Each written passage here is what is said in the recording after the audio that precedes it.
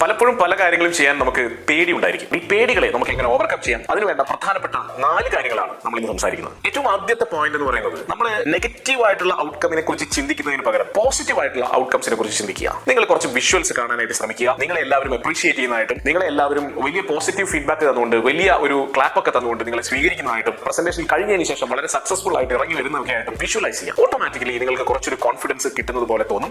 നിങ്ങളുടെ വിഷ്വലൈസേഷന്, നിങ്ങളുടെ thought പ്രോസസ്സിന്, thought പാറ്റേണിന് വലിയ പവർ ഉണ്ട് എന്ന് മനസ്സിലാക്കുക.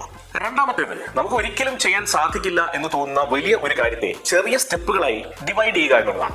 ആ ടാർഗറ്റുകളെ, ചെറിയ ടാർഗറ്റുകളെ അച്ചീവ് ചെയ്യുകയും ആ അച്ചീവ്മെന്റുകളെ സെലിബ്രേറ്റ് ചെയ്യുകയും ചെയ്യുകയാണെങ്കിൽ ഒരു സംശയം വേണ്ട, നിങ്ങൾക്ക് വലിയ കോൺഫിഡൻസ് ഉണ്ടാകും.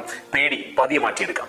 അടുത്ത പോയിന്റ്, പലപ്പോഴും ഒരു വളരെ സ്ട്രോങ് ആയിട്ടുള്ള അല്ലെങ്കിൽ സൂതിങ് ആയിട്ടുള്ള ഒരു breathe in breathe out technique ഉപയോഗിക്കുക എന്നുള്ളതാണ്. ഏതെങ്കിലും ഒരു പ്രധാനപ്പെട്ട കാര്യം ചെയ്യാൻ പോകുന്നതിന് മുമ്പ് ഏകദേശം ഒരു 4-5 സെക്കൻഡ് എടുത്തുകൊണ്ട് ഒരു ബ്രീത്ത് ഇൻ ചെയ്യുക.